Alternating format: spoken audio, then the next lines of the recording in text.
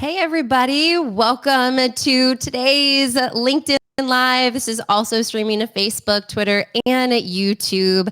I am Rachel B. Lee, and this is my monthly live beginning of March, Women's History Month. We just came off of Black History Month. Oh, so much goodness happening.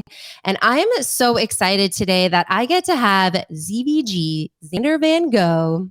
Yeah. Which I don't know many people who get to call them an executive creator intrapreneur. I was like, perfect example of a unique headline, right? I found Zander in the last year and a half since the LinkedIn creator team really launched. Since I left my Gartner, became a creator, and really invested my time more on LinkedIn. And I've learned so much about him. I think he is a perfect example of being a creator and has all the knowledge on what it takes to become a creator, which is what this conversation is all about today. So, Zander, sitting in Austin, Texas, by the way. What up? What up, Austin? Hook 'em. Got to get ready. Put those horns up. You already know. First things first, I really want you to talk a little bit about your background before even the LinkedIn, because I'm looking at your background, a DJ in sales. Like, you really have had a cool background and experiences that have got you to where you are today. So can you kind of take us through who the heck ZVG is? Yeah, I got you. Well, first and foremost, welcome everybody. Rachel, thank you so much for having me on today. I'm super excited to be here with everyone. And what is like, I guess the story of ZVG, right? So I would say it started years ago, back in 1992 on January 1st, ZVG became a thing. He was here. But with that said, we'll fast forward. When I was in college, I went to the University of Michigan. And, funny enough, I actually studied sport business or sport management. So I always had this vision that I would be working in the sport field, doing things along that nature. But when I was growing up, I was always told that, like, hey, you need to have multiple things that you have your hands into, whether that's hustles, whether that's hobbies, whatever the case may be. So when I got to college, the same thing rang true. So outside of just studying, I wanted to find ways to provide myself additional income that would be fun for me and not necessarily have to have a campus job. So I landed at my first ever collegiate party, as we all do at some point. And I noticed that there was like a person there playing music. And I'm like, yo, like, how much do you guys pay this person? They're like, yo, we pay them like $250. I'm like, oh, they still get the party. They still get to participate in adult beverages for free, and they get paid to just play music. Sign me up. Like, where do we start this? So I took on the profession, I would say, of being a disc jockey, of being a DJ. And that kind of carried me all throughout my 4 years. And even when I graduated college, it got to a point where it was like, hey, like, what does this look like in real life? So I actually moved to LA right after I graduated from school, DJ'd for an entire year, played at some of the bigger clubs, worked some weddings, did some different things like that. And after that year, I think I had this come to Zander, or some people will say come to Jesus moment with myself, and a big reflection where it was like, hey, you went to college for 4 years, you got this degree, and you went to this university at the University of Michigan, and I'm sure it's similar to like UT Austin in terms of people saying like, hey, once you get this degree, Yeah, you can do anything you want. And I wasn't totally. using it. So I was like, yo, what can I do in order to actually take advantage and see what it's like to maybe potentially work for someone, work in corporate, because entrepreneurship for me will always be an option. It will always be something I would dive into. So fast forward, I ended up moving to Chicago. It was the closest big city to the University of Michigan in Ann Arbor, Michigan. And my dad is actually from there as well, too. So I was like, hey, this would make a bunch of sense. I sat down with maybe like, I don't know, 75 people in my first month or so back and just met alumni, met different people in the city. And lo and behold, I was pointed in the direction of this company called CDM Media that did events for IT level executives, or C-level IT executives, excuse me, where we brought them together for like think tanks, conferences where they shared knowledge and honestly kind of created content in a way.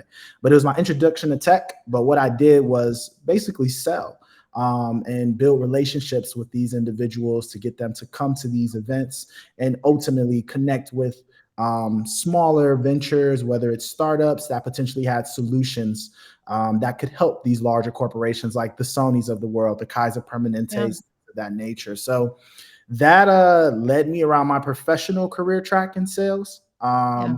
And long story short, I was doing a lot of work on LinkedIn. My LinkedIn profile was booming, as people would say.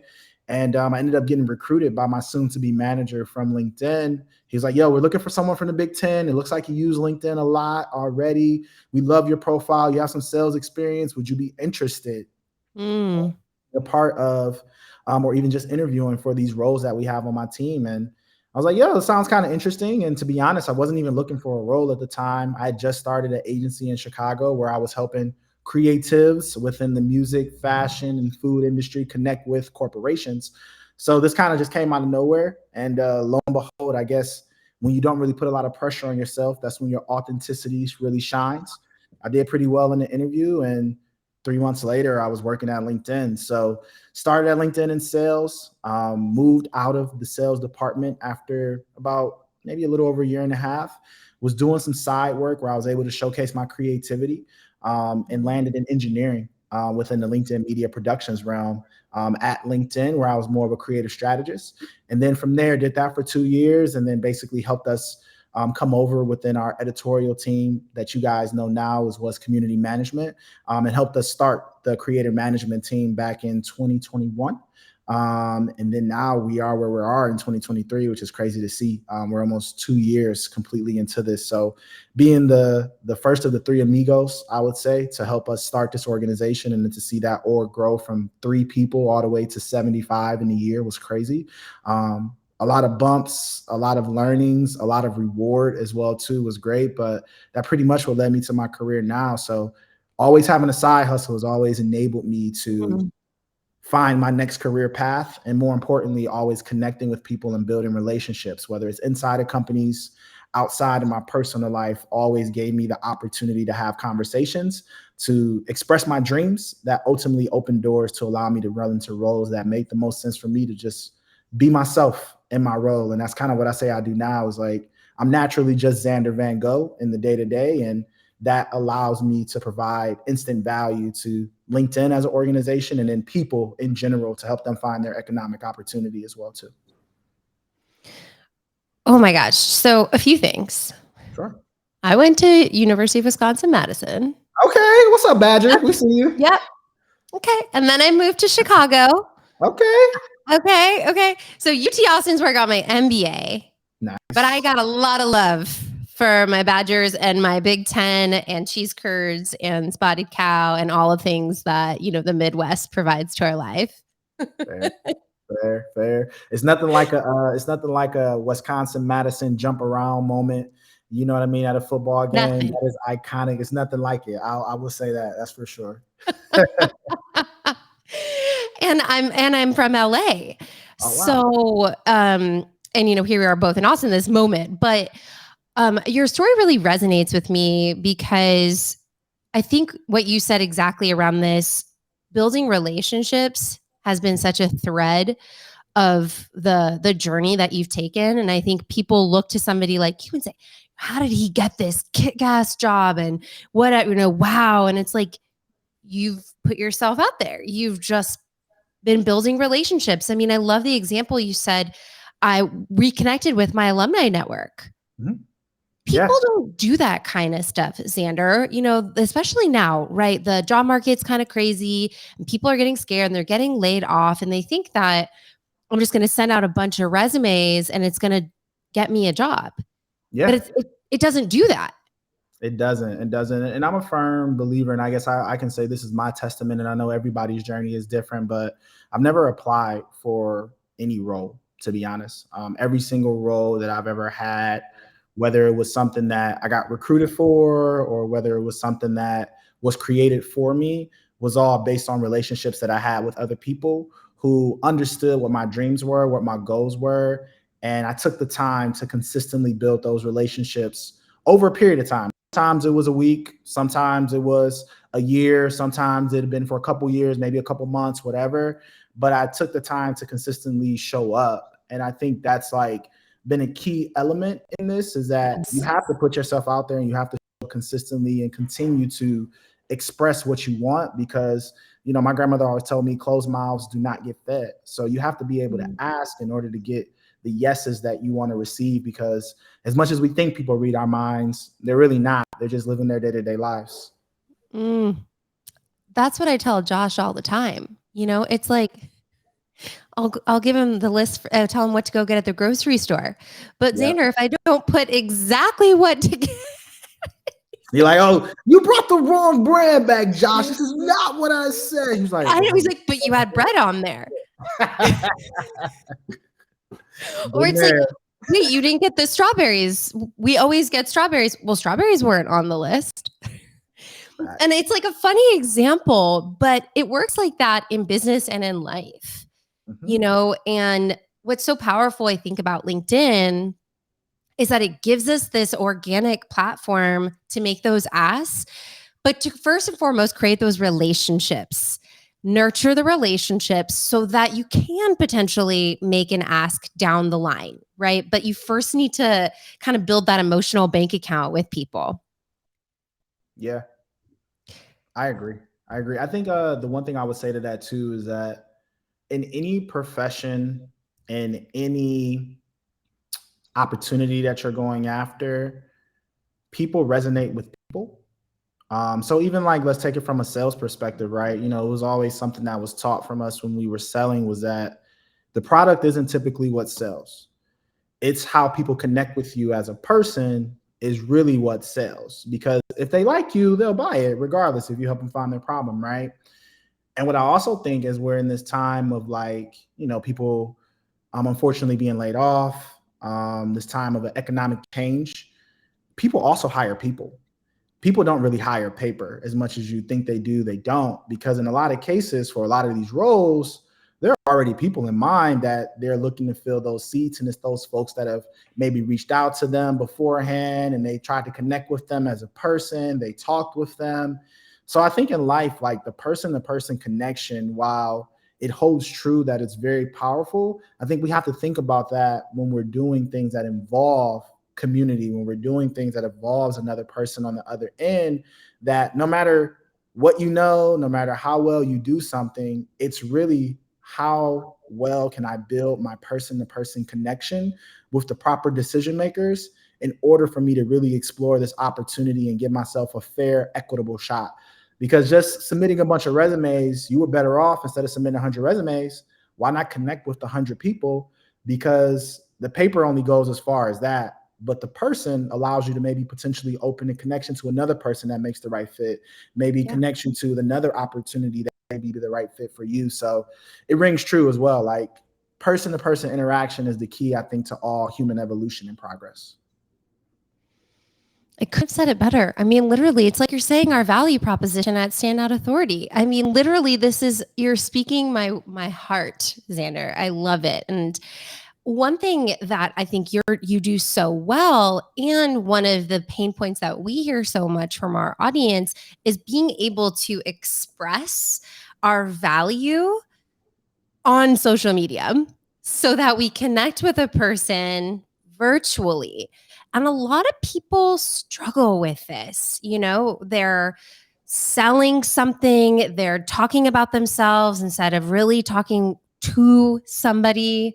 And you talk a lot about this, right? This is part of what the LinkedIn Creator Program is all about. I'd love for you, since you have been you've created the LinkedIn Creator Program and you've created this whole unit inside of LinkedIn. What is the mission? What is we as members of the, creator community, what do you want us to do and create to help support the mission of what this group is trying to do?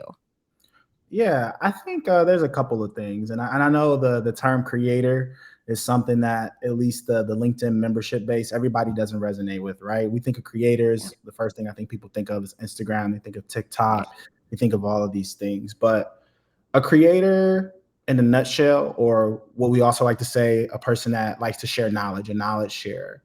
They're individuals that have something to say that can provide value to someone to be better in their career, maybe just as a person, maybe just the information they needed for that day.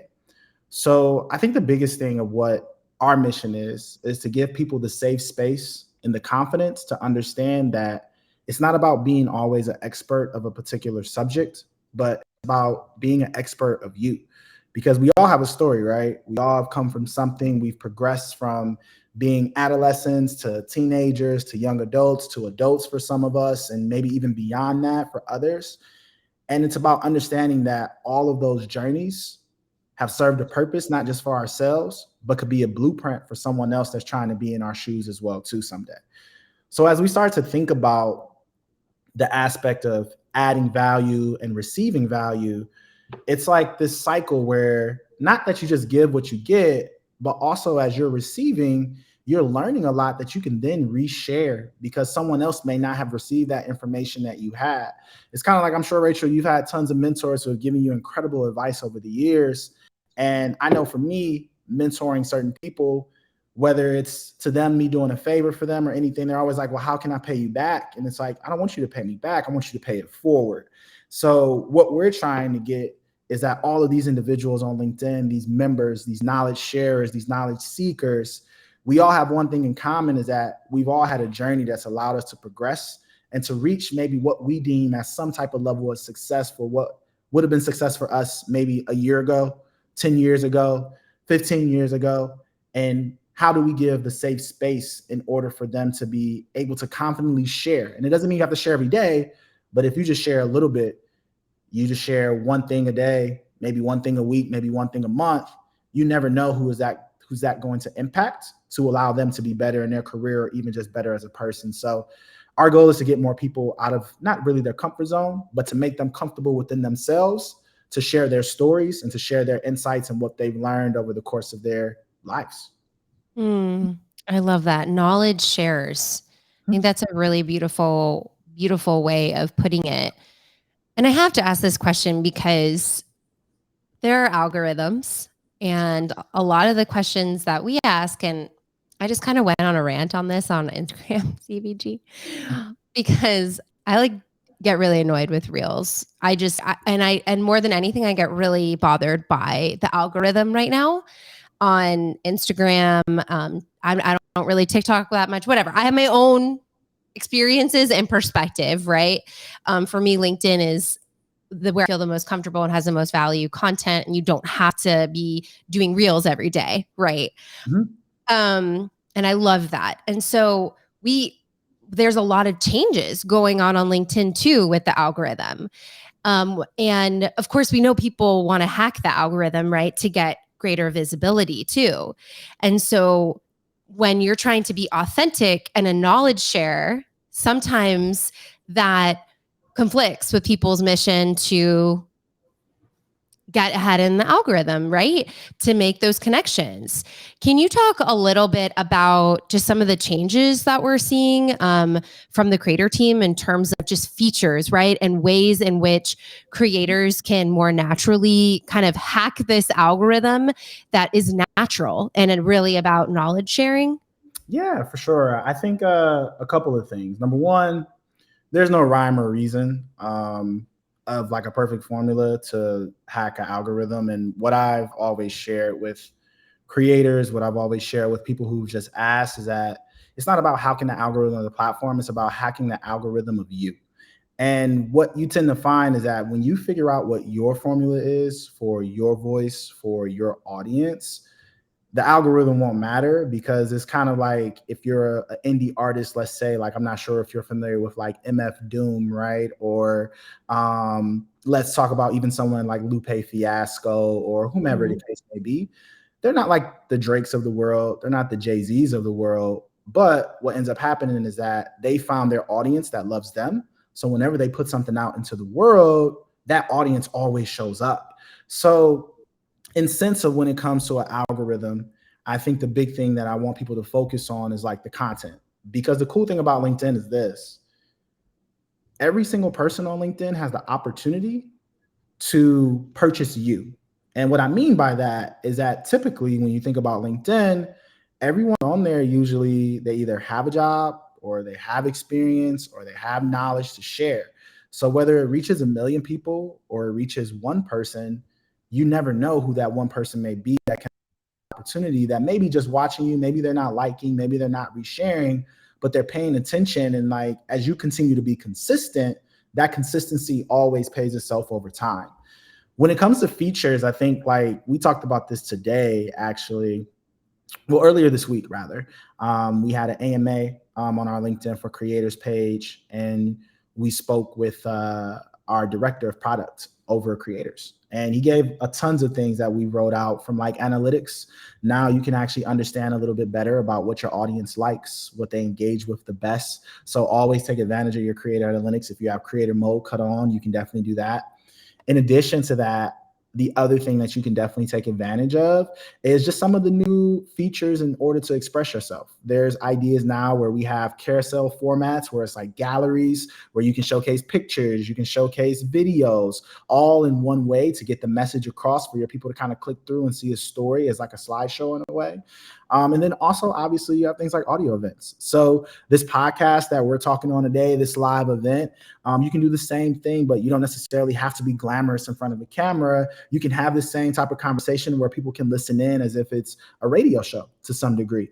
And it takes the pressure off of you having to put on your face or having to look great, but it lets people really just tune in to the meat and the potatoes, which is the conversation itself, and really tune in with your voice. So those for me are kind of the three that have gotten me most excited. And I would say like a little cherry on top is the newsletter feature. So being able to express yourself in short form ways, like with carousels, and long form ways with newsletters, and then also with those in real time events like audio events, I think has really gave creators the options to be able to find their voices in so many different ways, for them to express themselves across the board and not necessarily worry so much about the algorithm of the platform, but giving them possibilities to show up consistently for them to solve the algorithm of themselves, which unlocks everything that they've been looking for. I am very excited about all the things that you talked about. And I mean, Josh has had a newsletter for a while. I have a newsletter. We love putting it out there. And what I love about the newsletter, Zander, is really thinking about this as a piece of content for the month that you can repurpose. You know, because people get so flustered with, I have to create so much content. And I love the idea of using something like a newsletter that gets to that niche audience of yours. And then how can you slice and dice it into a graphic, into a carousel, into a video, and just leverage the heck out of the content that you're creating. So, and I saw that scheduling of newsletters is coming, which is very helpful for our team. Fair. Very helpful. All the scheduling, very, very helpful across the board. So thank you, LinkedIn, for doing that. You're welcome. Everyone posts is a big thing, you know, everybody. I love that. That's like, yo, thank you so much. I don't have to do all this work in real time. It's great. And I gotta say, just if I can, just one little thing, I miss stories. Oh yeah? Tell me why. I miss stories because there's little moments like this moment, and just being like, this was such a fun interview, and just like sharing that. And, you know, I know that I could do that a few times and repeat it versus a whole post, because I create content for the month. It's scheduled. Like everything is planned because it's the only way I can really function as a human. The stories just allow for instant, fun, linked, behind the scenes that I really miss. Yeah. I understand. I mean, I've heard that sentiment a few. I'll tell you this. I've never really used stories when they were there. I was more of in that mode. I wasn't really working on this side. So I was using more Instagram stories than anything else. But a lot of people have said the same thing. See, I feel like it was sunsetted too early before y'all became the LinkedIn creator team and like really put all this juice behind creator mode and all these features. I'm just saying, you know, to product, I'm just saying. Fair. I understand. Note taking. Just, you know, a little, just from the ears of your people over here. We got you. Well, I'll relay the message to the powers that be. Yeah, there you go. And for everybody watching right now, just please let us know where you're in from. If you have questions, get them in. We only have Zander for a little bit longer, but we'll go in and get those questions asked, because I know you probably have a lot of things that you want to know. You know, one of the things that I love about your content is you're just really authentic, and you talk about feeling purposeful and inspired in what you do. And to me, that's the center point of building a personal brand. It's not just about the skills you have. It's not just about what you do. It's about feeling passionate and purposeful about what you do. How did you get there? You know, how did you get to a point where you feel like that and it comes through authentically in what you share? Yeah. You know, I would say the adult answer is like a lot of meditation, a lot of yoga, right? I love that answer. Big facts. Shout out to meditation. Shout out to yoga.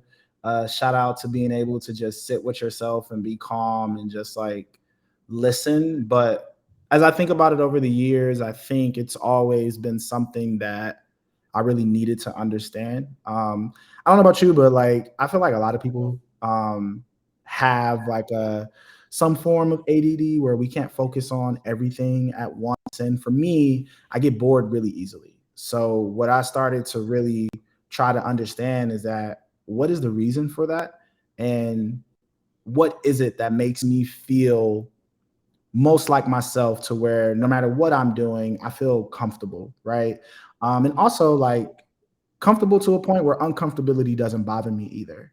So being able to be mindful, being able to be purposeful, I think the biggest thing that I had to realize was that I have 2 ears and 1 mouth for a reason.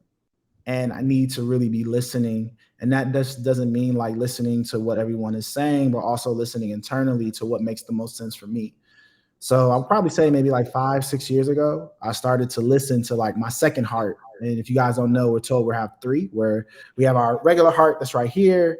We have a heart that's in our mind, but then we have this other heart that's actually in our gut, which serves our intuition. So in a lot of cases, I wouldn't necessarily listen to that gut feeling when my gut was telling me like, I don't know if this is the right thing. So instead, I started to tune in more to it and just try to be more aware of what my body was telling me, what my surroundings were telling me, and just kind of following those things and just trusting that as you put the work in, the opportunities will reveal themselves. And it's about you being aware enough to listen, to follow those opportunities when they arrive. They won't always make the most sense. They won't always be laid out in the perfect yellow brick road for you to follow, but they're there for a reason. And as you become more in tune with yourself and allow yourself to listen more than you speak or just try to grudge along, you'll be able to uncover those things. And for me, that sense of purpose and passion is what I landed on as I started to listen more to myself, was that if I'm not passionate about something, it's going to be really hard for me to focus on it for more than a short time. And in addition to that, I think the other thing was that when I was operating and as I am operating in my purpose, I feel more relieved and it's just easier, to be honest. Like when you're operating within the things that you should be operating in, things don't come super hard for you. You know, I was sitting at a round table recently with like 10 creators in Chicago, and there was this individual, Julian, and he goes by Logic now, but he's in Chicago. He's an ex-creative director at Google. And he mentioned something to me that really resonated. He was like, yo, you know, usually you see people on the sales floor, right? Or you see people working, and you have 2 types of people. You have the people that are working really, really, really hard, but they're not getting anywhere. And then you have the people that think this other person is working really, really hard, but they're just really good at what they do. And for me, what that resonated was like, oh, there are some people who are operating in their purpose, and there are other people who are trying really hard to be something that they're not, and they're not necessarily getting anywhere. Will they potentially maybe succeed at that down the line? Yeah.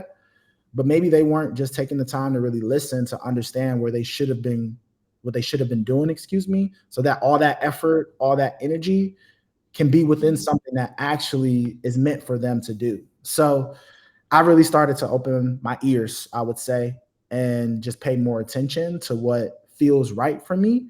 And as I've been able to do that, I think the opportunities have unfolded and allowed me to just really live through my talent, and live through what I've been privileged to be able to help other people with as well too. And I think that's where I try to add value in that way.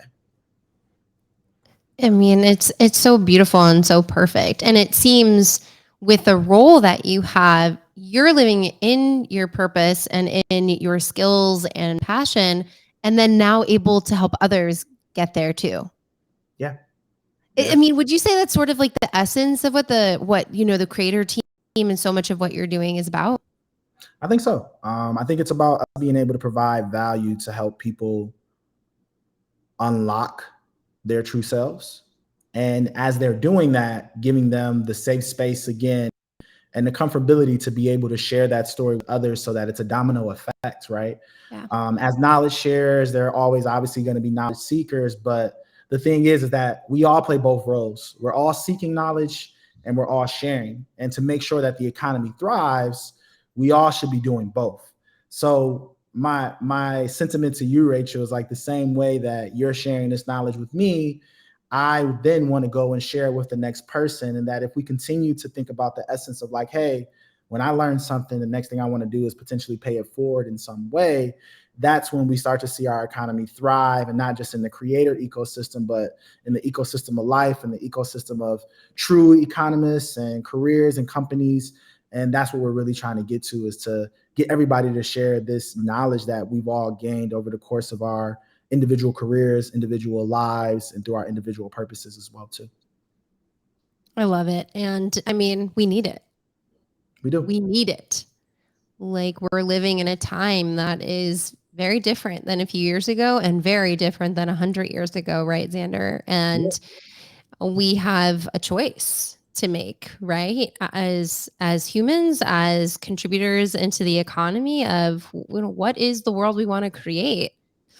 What is it going to be driven by? And so being knowledge sharers and takers, and the idea of that and paying it forward, I think is just a really beautiful and perfect way to think about it too. Because I think we've been in a place of a lot of taking. We have, and everything you said, it just made me think about the old saying, sharing is caring.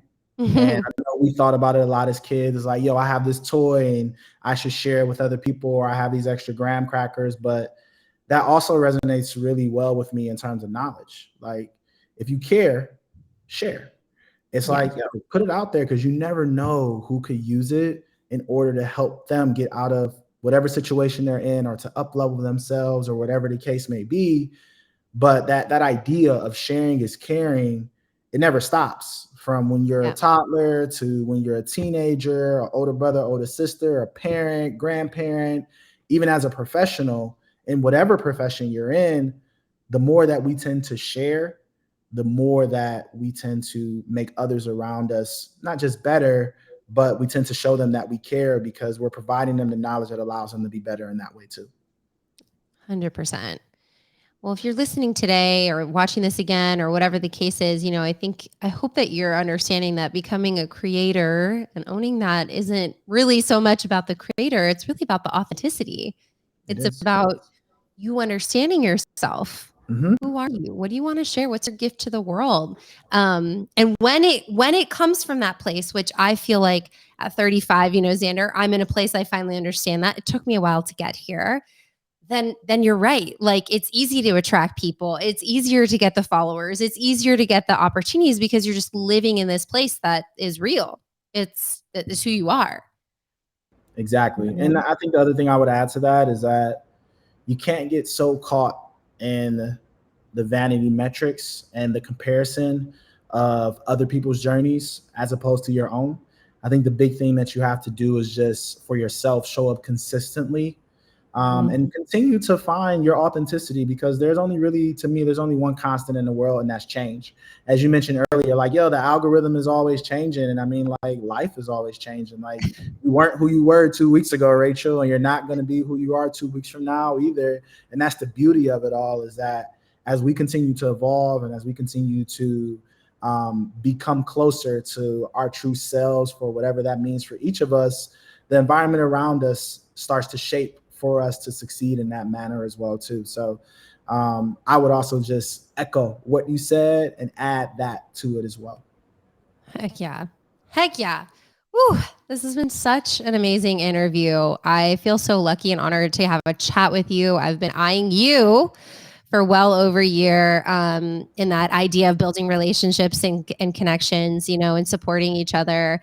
So I'm really glad that we could connect here today. Few things for people to continue to follow you, of course, follow you, but LinkedIn Creator Showcase page, the newsletter that just came out, any other resources or things we want people to check out? Yeah, for sure. Obviously, follow LinkedIn for Creators, follow the Create Possibilities newsletter. Also, follow the LinkedIn news, Instagrams, YouTubes, Twitter handles, LinkedIn news as well too on LinkedIn. Be sure to give all of that a follow. In addition to, if you're not already following the LinkedIn company page and just the LinkedIn handles.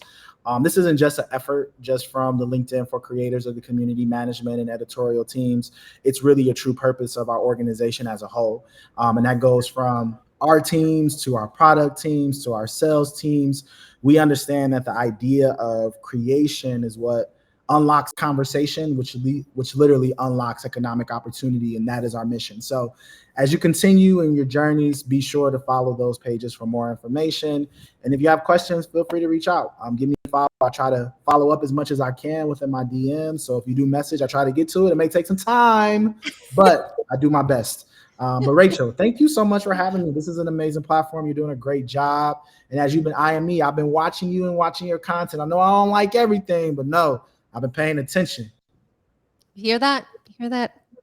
Because you never know who's watching, y'all. Just like you said, you just don't know. You just don't know who's going to see and who's going to watch and be touched with what you have to say. So, what an amazing conversation. Thank you so much for hanging out with us today at the beginning of March, y'all.